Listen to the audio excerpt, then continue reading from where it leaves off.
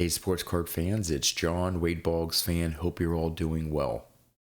In this video, I'm going to be taking a look at the top 10 most valuable cards from the 1978 top set.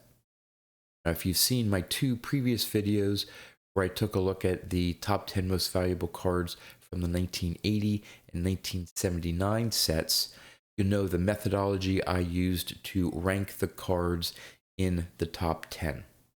Now, based on some comments and feedback from those first two videos and thinking a little bit more about my original methodology, I decided to make a change. It's early on in this series. I have many more years to cover from vintage cards, and I decided to change things a little bit. I wasn't very happy with the fact that I was looking at the highest grade copy of a card as long as the population was at least 50. Well, turns out the top 10 lists were made up of some PSA 10s, some PSA 9s. I didn't feel that was a good apples to apples comparison when you had one card at a higher grade than another.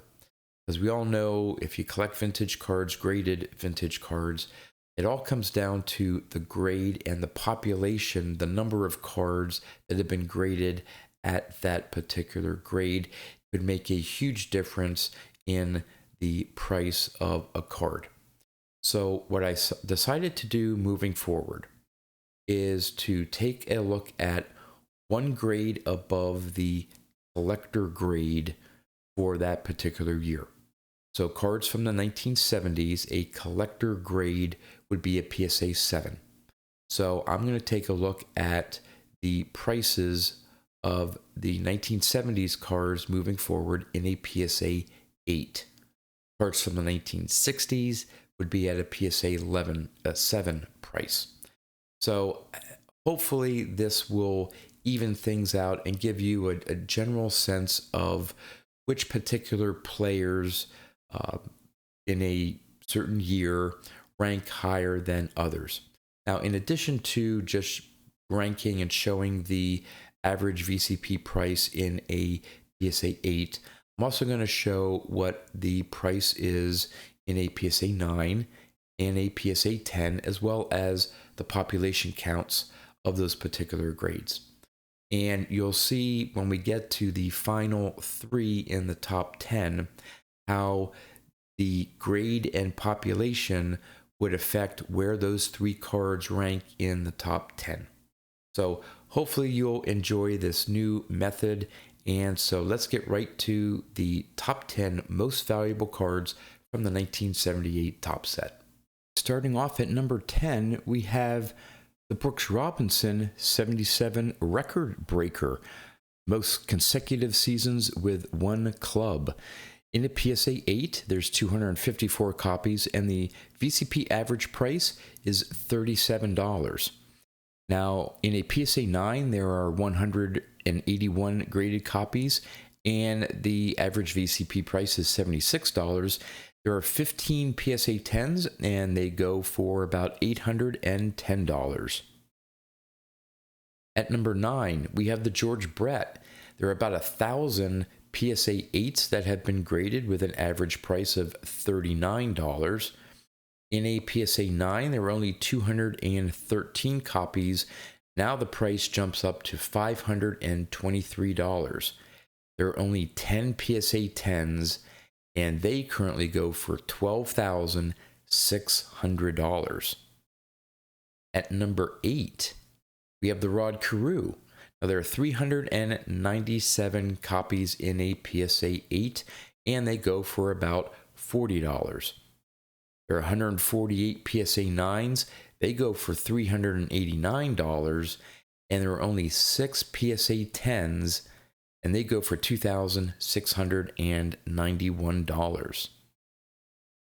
On to number 7. We have the Thurman Munson, one of my favorite cards from the 78 set. There are just under 1,000 graded copies in a PSA 8. Go for around $41. 585 have been graded a PSA 9. They go for around $138. And there are 44 PSA 10s and they go for around $2,064.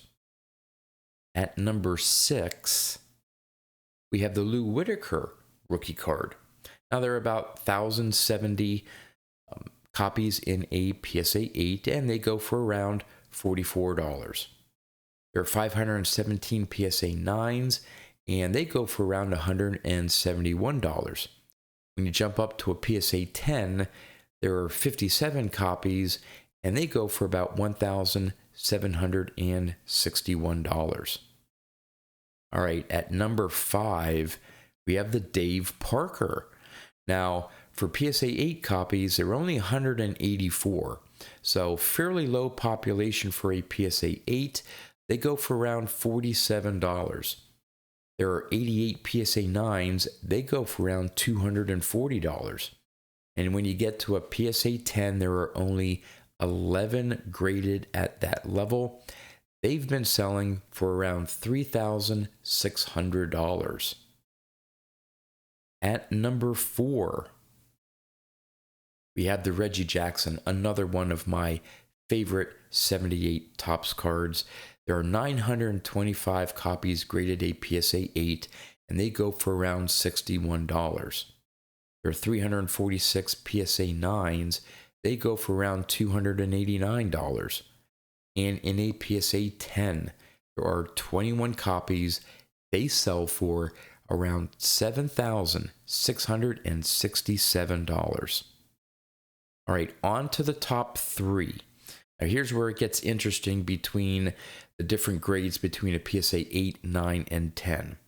At number 3 at the PSA 8 level is the Nolan Ryan. Now, there are 1,304 graded PSA 8 copies, and they go for around $160.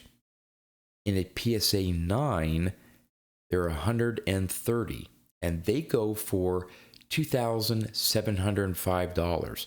So based on a PSA 9 copy of the Nolan Ryan, that would be the number 1 most valuable card from the 1978 set.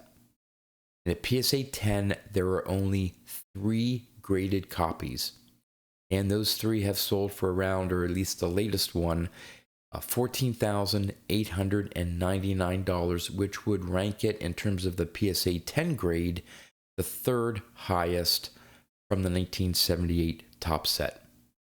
All right, which one of the remaining rookie cards do you think reached number 2? It is the Eddie Murray rookie card. Now, in a PSA 8, there are 3,564 copies, and they sell for around $163, just above the Nolan Ryan. In a PSA 9, there are 682 copies.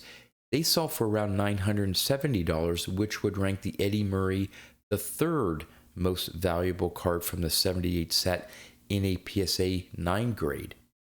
There are 18 PSA 10s, and the latest one sold for $40,383. That would rank the Eddie Murray in a PSA 10 the number 1 most valuable card from the 1978 set. All right, I think you know which card is left in a PSA 8 that would be ranked number 1, and that is the Paul Molitor Alan Trammell combination rookie card. There are 2,163 graded PSA 8 copies, and they go for around $166. Not too much difference between the Ryan, Murray, and Molitor Trammell rookie cards in that PSA 8 level. They're all within $10 of each other. In a PSA 9, though, there are 433 copies of the Molitor Trammell rookie card. They sell for around $1,361. This card would rank number 2 based on a PSA 9 grade. There are 30 PSA 10s, and the last one sold for $30,300, and that would also rank this rookie card as only number 2 from the 1978 Topps set.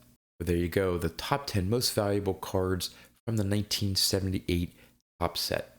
Would love to know in the comments, what do you think about the cards that made the top 10 list? Do you think there's some players that should have made the top 10 list? And what do you think about where the top 3 cards landed? Nolan Ryan, the Eddie Murray, and the Paul Molitor and Alan Trammell rookie card based on the different conditions. Do you think the Nolan Ryan should really be number 1? Do you think the Eddie Murray should be number 1? Or do you think, the way I took a look at it with a PSA copy, that the Paul Molitor Alan Trammell rookie is the number 1 most valuable card from the 1978 top set? With that, that's all I have for you. So until next time, thanks for watching.